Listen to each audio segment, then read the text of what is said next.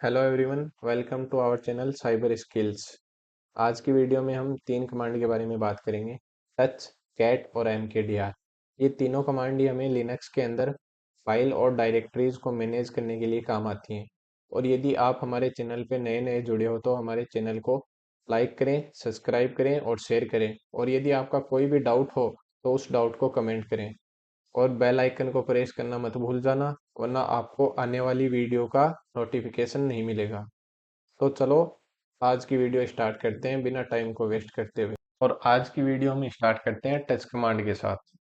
Touch command की मदद से हम किसी भी एम्प्टी फाइल को क्रिएट कर सकते हैं, और कोई भी फाइल हमारी पहले से बनी हुई है तो उसका हम टाइम चेंज कर सकते हैं। यानी मैंने एक फाइल बनाई थी 2024 के अंदर, और उसको मैं आज के टाइम के अकॉर्डिंग चेंज करना चाहता हूँ, तो हम टच कमांड की मदद से उसी फाइल को आज की डेट में भी वापस रिक्रिएट कर सकते हैं। और ये कुछ इसके एग्जाम्पल हैं टच कमांड के, इनको मैं आपको टर्मिनल पे एग्जाम्पल के साथ बताऊंगा। और हमारी सेकंड कमांड होगी वो कैट कमांड होगी। कैट कमांड से हम किसी भी फाइल को रीड कर सकते हैं, क्रिएट कर सकते हैं और उसे मॉडिफाई कर सकते हैं। ये उसके कुछ एग्जाम्पल है। ये आपको सारे के सारे टर्मिनल पे समझाऊंगा। अभी आप बस इनको देख लो एक बार। और आज की हमारी लास्ट कमांड होगी mkdir। mkdir कमांड की मदद से हम लिनक्स के अंदर एक नई डायरेक्टरी बनाते हैं। और और ये इसके कुछ एग्जाम्पल हैं। इनको भी आप एक बार जल्दी से देख लो, फिर हम चलते हैं हमारे लिनक्स के टर्मिनल पे। तो आप सभी अपना लिनक्स का टर्मिनल ओपन कर लो, और वहीं आपको इन तीनों कमांड के एग्जाम्पल समझाता हूँ। ये हमारे लिनक्स का टर्मिनल ओपन हो चुका है। पहले मैं तीनों का बेसिक एग्जाम्पल देता हूँ। जैसा कि हमने नोट्स में पढ़ा था, टच कमांड की मदद से हम एम्प्टी फाइल क्रिएट करते हैं। तो इसका सिंटेक्स होगा टच, फिर फाइल का नाम अंकित डॉट टी के नाम से मैं एक फाइल क्रिएट करता हूँ। ये हमारी एक फाइल क्रिएट हो चुकी है हनी डायरेक्टरी के अंदर अंकित डॉट टी के नाम से। अभी मैं इसको हनी के अंदर जितनी भी सब डायरेक्टरीज हैं और फाइल्स हैं उनको लिस्ट करके दिखाता हूँ एलएस कमांड की मदद से। और जिन्हें भी एलएस कमांड का यूज नहीं पता है तो वह पिछली वीडियो को जरूर देख लेना ताकि आपको समझ में आ जाए। एलएस, ये हमारी एक अंकित डॉट टी के नाम से एक फाइल क्रिएट हो चुकी है। अभी हमारी सेकंड कमांड क्या थी? mkdir। mkdir की मदद से हम एक न्यू डायरेक्टरी क्रिएट करते हैं। हमारी डायरेक्टरी है वह क्रिएट होगी हनी डायरेक्टरी के अंदर। mkdir एक 123 के नाम से एक डायरेक्टरी क्रिएट करता हूँ मैं। ये हमारी एक डायरेक्टरी क्रिएट हो चुकी है। हमने 123 के नाम से एक डायरेक्टरी क्रिएट की थी। ये हमारी हनी डायरेक्टरी के अंदर एक सब डायरेक्टरी बन चुकी है। और हमारी थर्ड कमांड क्या थी? Cat command. कैट कमांड की मदद से हम किसी भी फाइल के अंदर जो भी डेटा होता है उसको हम पढ़ सकते हैं। अभी तो हमारी इन दोनों फाइल के अंदर कोई भी डेटा नहीं है, तो आपको मैं पहले एक कैट कमांड का एग्जांपल दे देता हूँ जिससे हम किसी भी फाइल को मॉडिफाई कर सकते हैं।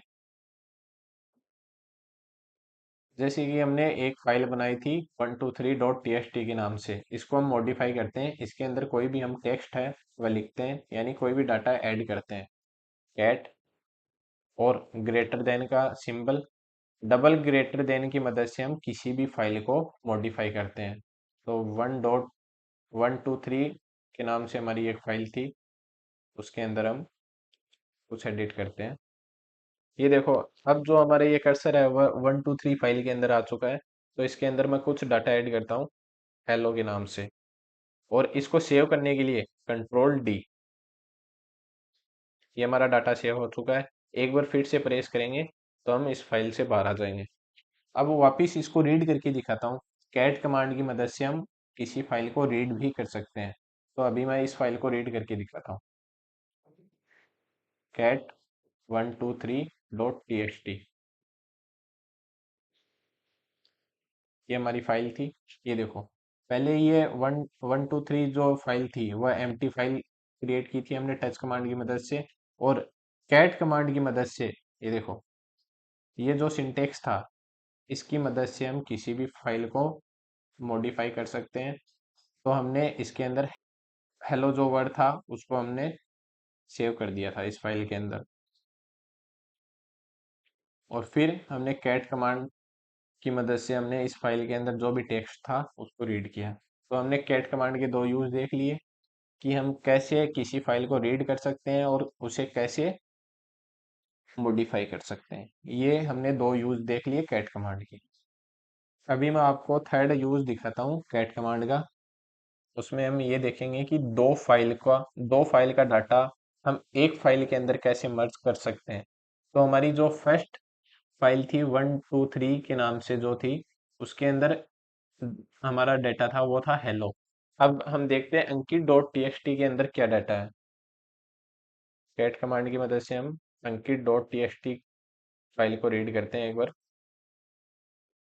इसके अंदर कोई भी डेटा नहीं है क्योंकि ये हमने एम्प्टी फाइल क्रिएट की थी। तो हम पहले इसके अंदर एक कोई भी डाटा है उसको इंसर्ट कर देते हैं। कैट और डबल ग्रेटर देन के सिंबल का यूज करके हम उसको मॉडिफाई करते हैं। इसके अंदर हम डालते हैं हाई और कंट्रोल डी से हम इसको सेव कर देते हैं। अब हमारी दोनों फाइल के अंदर डाटा है, एक के अंदर हेलो एक के अंदर हाई। अब इन दोनों को मुझे एक फाइल में मर्ज करना है तो हम कैट कमांड की मदद से कर सकते हैं। कैट और पहले उन दोनों फाइल का नाम जिन्हें मर्ज करना है, 123.txt और अंकित.txt, इनको मर्ज करना है मेरे को। तो मैं इसके लिए एक बार ग्रेटर देन सिंबल का यूज करूंगा और फिर इन दोनों फाइलों को एक फाइल में मर्ज करना है। उस फाइल का नाम मैं एक फाइल क्रिएट करता हूँ राहुल के नाम से।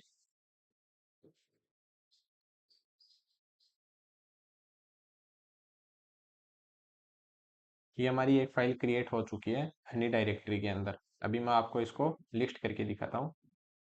ये हमारी राहुल डॉट टी के नाम से हमारी फाइल क्रिएट हो चुकी है। अभी हम देखते हैं हमारी दोनों फाइल अब मर्ज हुई या नहीं हुई। तो कैट कमांड की मदद से हम रीड करते हैं इस फाइल को। ये देखो, उन दोनों फाइल के अंदर हमारा ये डेटा था ना, हेलो और हाई।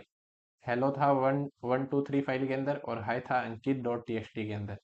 ये हमारा थर्ड यूज था कैट कमांड का। पहले हमने फाइल को रीड करना देखा कैट कमांड की मदद से, फिर हमने फाइल को मॉडिफाई करना देखा कैट कमांड की मदद से, और फिर हमने तीसरा यूज देखा कैट कमांड का, दो फाइलों को मर्ज करना एक फाइल के अंदर।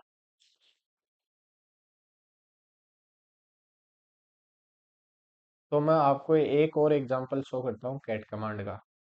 कैट कमांड की मदद से हम किसी भी बड़ी फाइल को पेज बाय पेज रीड कर सकते हैं। चलो मैं आपको इसका एक एग्जांपल शो करता हूँ। कैट फाइल का नाम, मेरी एक बड़ी फाइल है 10 मिलियन के नाम से, और उसके साथ साथ हम लेस कमांड का भी यूज़ करेंगे। पहले पिप सिंबल का यूज़ करेंगे फिर लेस कमांड, और इस सिंटेक्स से हम किसी भी बड़ी फाइल को लाइन बाय लाइन रीड कर सकते हैं। ये देखो, अभी मेरे सिर्फ जितने स्क्रीन पे वर्ड्स डिस्प्ले हो रहे, बस इतनी फाइल ओपन हुई है, और बाकी की जो फाइल है मुझे रीड करनी है तो मुझे डाउन एरो की का यूज़ करना होगा। ये देखो, मैं लाइन बाय लाइन इस फाइल को रीड कर रहा हूँ, और इस फाइल से बाहर आने के लिए मुझे क्यू प्रेस करना होगा। ये देखो, मैं अब इस फाइल से बाहर आ गया। चलो मैं आपको टच और mkdir के कुछ और एग्जांपल समझाता हूँ। टच कमांड की मदद से हम किसी भी फाइल का टाइम स्टाम्प चेंज कर सकते हैं। ये फाइल हमारी ऑलरेडी हमारे सिस्टम में एग्जिस्ट करती है, यानी ये फाइल ऑलरेडी क्रिएटेड है। तो टच कमांड की मदद से मैं इस फाइल को दोबारा क्रिएट करता हूँ, तो ये फाइल क्रिएट नहीं होगी, इसका टाइम है वह अपडेट हो जाएगा। ये देखो, ये मैंने ये फाइल क्रिएट कर दी। तो ये फाइल मैंने डाउनलोड की थी 2 से 3 डेज पहले, और अब मैं इस फाइल का टाइम चेक करूंगा तो वो आज का शो करेगा मेरे को। ये देखो ls-l, ये देखो मेरे को 25 मार्च दिखा रहा है ना। हम टच कमांड की मदद से किसी फाइल का टाइम भी अपडेट कर सकते हैं। अब मैं आपको mkdir कमांड का एक और यूज़ बताता हूँ। जैसे हमने टच कमांड की मदद से किसी भी फाइल का टाइम स्टैम्प चेंज किया, उसी प्रकार हम mkdir की मदद से कोई फाइल क्रिएट करते हैं। जैसे कि A4 के नाम से मैंने एक डायरेक्टरी क्रिएट की है। ये हमारी डायरेक्टरी क्रिएट हो चुकी है। अब मैं इसी नाम से एक डायरेक्टरी और क्रिएट करता हूँ तो मेरे को एरर शो होगा। ये देखो, फाइल एग्जिस्ट, यानी ये फाइल ऑलरेडी क्रिएटेड है। और यही काम हम टच कमांड की मदद से कर रहे थे, तब वहाँ पे उस फाइल का टाइम स्टाम्प है वह चेंज हो रहा था, यानी वो फाइल, उस फाइल का टाइम है वह अपडेट हो रहा था। लेकिन जब हम ये काम mkdir की मदद से करते हैं तो हमें डायरेक्टरी कैन नॉट क्रिएट का एक एरर शो होता है। इसका मतलब है ये डायरेक्टरी हम दोबारा क्रिएट नहीं कर सकते, क्योंकि A4 के नाम से ऑलरेडी एक डायरेक्टरी क्रिएटेड है। और यदि आपको टच कमांड की मदद से मल्टीपल फाइल क्रिएट करनी है तो इसका सिंटेक्स होगा टच, और जितनी भी फाइल आपको क्रिएट करनी है उनका नेम 1.txt, 2.txt, 3.txt, ये हमारी तीन फाइल एक साथ क्रिएट हो जाएंगी। ये देखो, ये हमारी तीन फाइल एक साथ क्रिएट हो चुकी है। इसका मतलब ये है कि हम एक ही सिंटेक्स से एक ही बार में हम मल्टीपल फाइल क्रिएट कर सकते हैं, और यही same syntax multiple folder create करने का होगा। mkdir 1, 2 और 3, ये मेरे तीन डायरेक्टरीज के नेम है। फर्स्ट डायरेक्टरी का नाम है 1, सेकंड का 2 और थर्ड का 3। अब मैं एंटर प्रेस करूँगा, मेरी तीन सब डायरेक्टरीज हैं वह क्रिएट हो चुकी हैं डाउनलोड डायरेक्टरी के अंदर। मैं लेस करके आपको शो करता हूँ। ये देखो, 1 डायरेक्टरी, 2 डायरेक्टरी, और जो मेरी 1 के नेम से थी ये मेरी थर्ड डायरेक्टरी। यानी हम एक ही कमांड से मल्टीपल डायरेक्टरीज भी क्रिएट कर सकते हैं। अब मैं आपको एक mkdir कमांड का एग्जांपल और शो करता हूँ। mkdir कमांड की मदद से हम डायरेक्टरीज के अंदर सब डायरेक्टरीज बना सकते हैं, सब डायरेक्टरीज के अंदर सब डायरेक्टरीज क्रिएट कर सकते हैं एक ही सिंटेक्स में। तो उसके लिए मुझे -p, उन डायरेक्टरीज के नेम, जैसे मैं पी के अंदर P2 बनाऊंगा, डायरेक्टरी का नाम है ये, और P1 के अंदर एक और सब डायरेक्टरी क्रिएट करूंगा P3 के नाम से। अब मैं आपको हनी के अंदर सब डायरेक्टरीज को लिस्ट करके दिखाता हूँ। ये हमारी P डायरेक्टरी क्रिएट हो चुकी है। CD P के अंदर स्विच करता हूँ मैं, ls।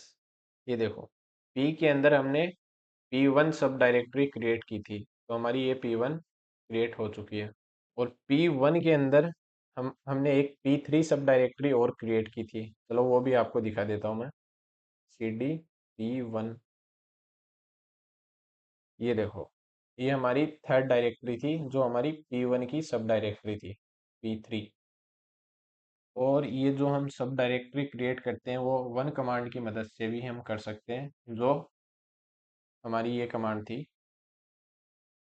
mkdir-p, और फिर डायरेक्टरी का एक्चुअल पाथ, यानी जिस डायरेक्टरी के अंदर हमें सब डायरेक्टरीज बनानी है उस डायरेक्टरी का नाम, और फॉरवर्ड स्लैश की मदद से हम उस डायरेक्टरी को सेपरेट करते हैं। आज हमने तीनों कमांड के बारे में बहुत अच्छे से प्रैक्टिस किया है। और यदि आपको और भी एग्जाम्पल चाहिए तो हमारे टेलीग्राम चैनल को सब्सक्राइब कर लें।